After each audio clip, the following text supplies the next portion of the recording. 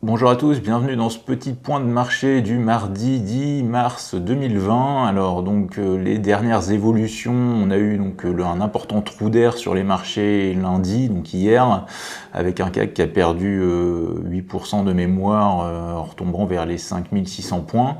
En cause, on a le coronavirus depuis la fin février là, qui continue à se répandre et en complément, j'ai envie de dire, on a eu la désillusion sur l'OPEP en fin de semaine dernière avec tout simplement l'Arabie Saoudite qui a un petit peu claqué la porte et qui veut jouer solo désormais.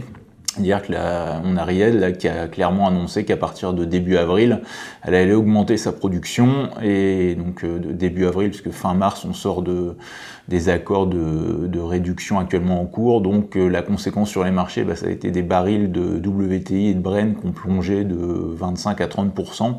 C'est des chutes records qu'on n'avait plus vues depuis la guerre du Golfe, pour remettre un petit peu les choses dans le contexte. Donc contexte très agité, un sell-off majeur. Et donc sur le CAC et sur les indices américains, avec notamment hier des suspensions de cotation sur les futurs US liées à la très grande volatilité.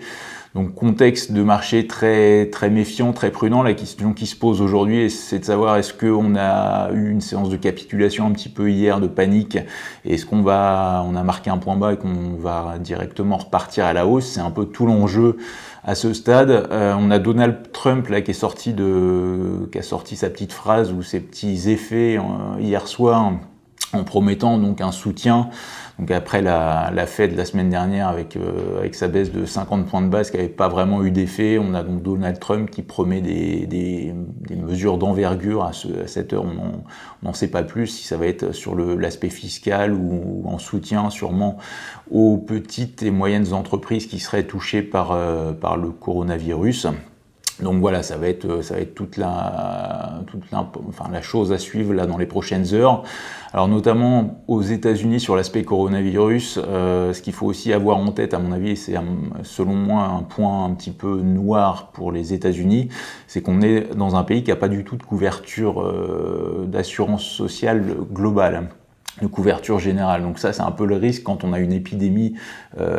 Si on doit avoir une épidémie là-bas, à ce stade, on a quelque chose comme 500 cas, je crois, déclarés aux États-Unis. Mais c'est vrai que si ça doit se répandre, on a beaucoup d'Américains qui, par manque de moyens, ont renoncé à une couverture médicale. Et si jamais on doit avoir le même type de scénario qu'on a actuellement, donc en Italie ou en Chine en amont, là, je pense que ça peut être beaucoup plus problématique. Donc voilà, c'est vraiment cet aspect de manque de couverture sociale aux États-Unis qui, moi, me fait un peu tiquer pour les semaines et mois à venir. Donc d'un point de vue graphique maintenant, comme vous le voyez avec mon premier graphique du Dow Jones, on est retombé avec l'important sell-off dans la zone basse du canal ascendant de moyen long terme. Donc là, on est vraiment sur du long terme avec un graphique hebdomadaire. Vous voyez la petite flèche verte sur le graphique, c'est l'appui qu'on est en train de réaliser alors que ce mardi, là, les futurs US remontent assez nettement.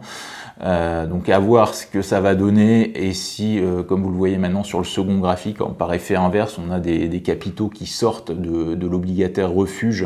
Vous voyez avec une petite mèche haute cette fois sur ce second graphique du T-Note, une petite mèche avec la flèche rouge.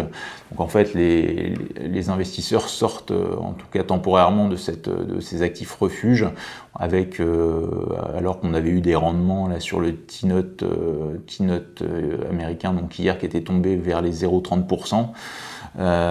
Donc on a une réallocation temporaire d'actifs, d'argent vers les actifs à risque, et à voir si ça va se poursuivre et si ça va être tenable. Donc c'est à mon avis les enjeux de ce milieu de semaine. À garder quand même en tête que même si on a des rebonds de 4-5% comme ce qui est le cas ce mardi matin, on est typiquement dans des phénomènes, à mon avis, de bear market rally, c'est-à-dire ce qu'on avait eu en milieu de semaine dernière après la Fed et avec Joe Biden qui avait fait un petit peu la surprise. On avait des futurs et des marchés américains qui avaient repris 3, 4, peut-être 5% en instantané au plus haut. Pour autant, ça les avait pas empêchés de rechuter derrière. Donc faites attention dans ces conditions à la volatilité. C'est pas parce que vous voyez le CAC qui reprend 4 peut-être 5%.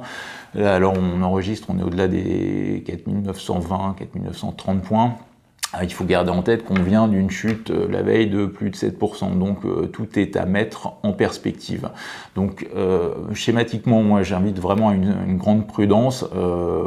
À mon avis, il faut mieux attendre de voir, notamment pour rebondir sur le graphique sur le Dow Jones, de voir si les supports tiennent ces prochains jours pour confirmer ou non l'idée d'acheter. Alors après acheter quoi? Évidemment, il va falloir être méfiant.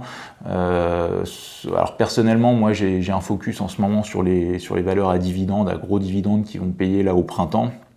Pour vous en citer une, j'ai notamment TF1, là autour des 6 € qui me semble intéressant, alors qu'on est sur une société qui n'est pas forcément très cyclique, plutôt défensive, même si évidemment, si on a un gros ralentissement économique, les annonceurs vont moins vouloir faire de la publicité, donc ce qui finira par se ressentir sur le groupe, mais globalement on est sur une boîte qui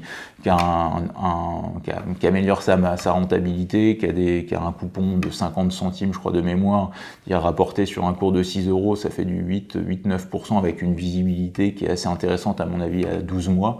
Donc c'est ce type de dossier-là à mon avis qu'il faut surveiller pour essayer de capter des petits écarts, voire des gros écarts, même si rebond il doit y avoir. Mais encore une fois, je vous invite à une certaine prudence, allez-y tranquillement, pourquoi pas commencer à investir, mais l'idée c'est pas de rentrer à 4008-9 là sur le CAC en disant ça y est, on a fait le point bas hier. Je pense que là, à mon avis, c'est un peu prématuré. On risque d'avoir des rebonds qui peuvent être impulsifs, mais j'ai peur que la baisse ne soit pas totalement finie à l'heure actuelle. Voilà, bonne séance à tous et à très bientôt.